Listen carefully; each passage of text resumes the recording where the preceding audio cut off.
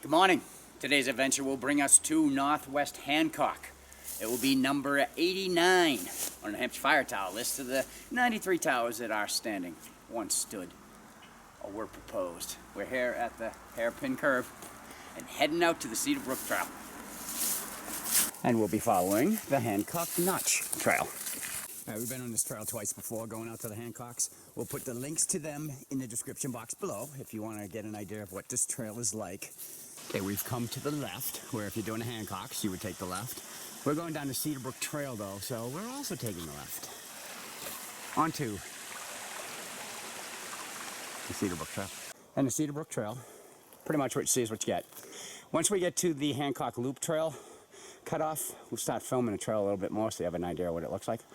Until then, we're moving on. All right, we've come to the junction with the Hancock Loop Trail. We've been down there twice, so we're staying on the Cedar Brook Trail. And that will be headed up this way. So this part of the trail does not have the obvious use as the part before the Hancock Loop Trail does. That's okay. Still pretty defined. And look at that, sun. As I pan up, blue sky. So it's a good day to do this. All right, I gotta go join my wife. So Cedar Brook Trail is like a Christmas tree forest. Someday this is going to be very dense and lacking sun. Yeah, this is really the first one we noticed. And as you can tell, it's in need of updating. We just came up a steep part. We're in 3.3 miles. And this is what we're seeing. Okay, we're about to enter into the Pemigewasset Wilderness. And they welcome us. We've got our sleeping bags. We can't have any more than 10 people in our group. Let's see, there's me, there's Cheryl. All right, 2. We're gonna keep heading up this way until we come to a spot near Northwest Hancock to start our bushwhack. This is the problem with wilderness areas. The trail is over there. We gotta get across this muddy mess. Yeah. You know, a bog bridge wouldn't look so bad in here. As you can see, we've hit more of a mucky, wet area. Cheryl's working her way down the Cedar Brook Trail. So when we get to parts of the trail like this that go down when we still haven't hit the mountain that we're gonna have to climb yet, it gets a little depressing. Like Cheryl said, blue sky. I mean, some clouds in it, but it's a nice day. Nice little area here. And for your fall foliage, it fell all over the forest floor. So we haven't seen much scenic views on this trail. We have a little opening here, and I believe that is Mount Hancock. We are far from shore, but we're thinking that could possibly be Northwest Hancock. Crossing a stream, we just headed down to Cedar Brook, which is running off to the left of us right now. So the trail continues that way, but looks semi-open going this way. So we're gonna Start our bushwhack. start it up. We have not been on our bushwhack long, and we have run across artifacts. Not sure what they are. Well, one looks like some kind of a pole or a spike. This other thing, though, has Dirigo embossed on it. And I don't know if that's an S at the end or a 9. So we're started up. All the branches out here are all dry. And the ground, it's all moss, and it's actually, well, it's cushiony when you step on it. So we're going to continue on the bushwhack. Our bushwhack has brought us up to what appears to have been a road. I wonder if there's a Jeep road going up there. That's what I see. Yeah, that's what Cheryl sees. My imagination. Right, it's better than what we're doing. Of course, it gets kind of vague after this. But it looks wide. Yeah, I can still see up there too. So we're gonna follow this for a while, and hopefully it'll be easier. It's not a bad bushwhack so far. No, not at all.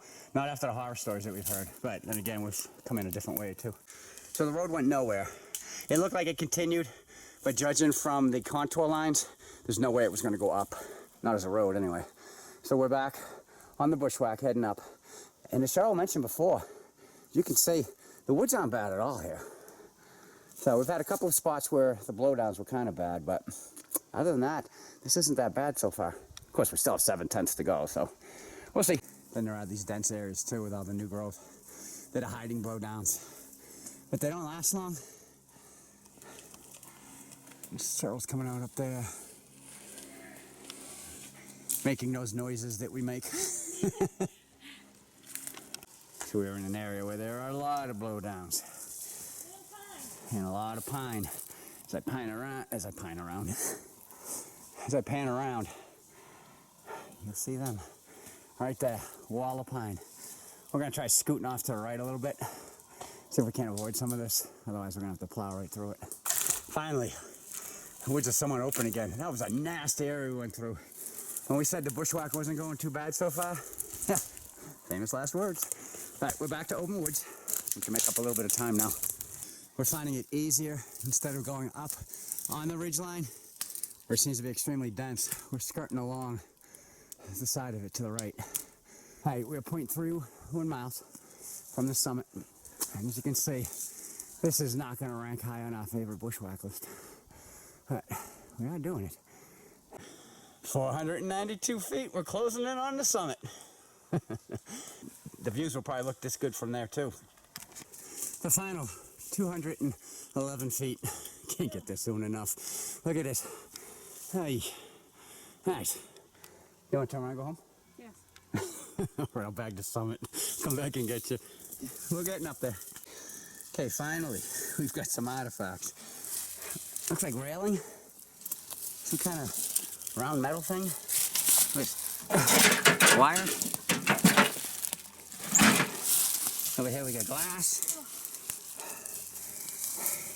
Some wood. All right, the rest of it's got to be up this way. Holy Toledo. Welcome to the summit of Northwest Hancock. Boy, did we have fun getting up here. Anyway, the fire tower was built in 1936 and was only used until 1941. Now, this tower was classified as an emergency lookout. And emergency lookouts were placed in strategic points throughout New Hampshire, and they were only used during periods of high fire damage. So, this is what remains of it. There is the storefront from the makers of Ideal. The summit itself is extremely tiny. Of course, I'm sure all these trees weren't here. We did look around for more remnants, but we found pretty much all that we showed you. We gotta head down. We got a lot of miles to cover to get out of here. Yeah, so to get out of here, we're basically going straight down.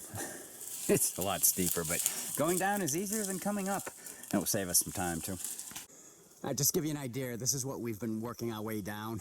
So yeah, it's a little steep, but going down it is a lot easier than going up it would have been. We came out of the woods right here. We did find a pair of sunglasses in there. They belong to you. We are back on the trail. Readjusting ourselves and going to head back to the vehicle. Yay! Long day. Alright, so we're back down from Northwest Hancock. It was a long day. It was not a fun bushwhack. It started off okay, but then, well, let's just say we're glad this one is over. Number 89 is in the bag. So until our next adventure, the end.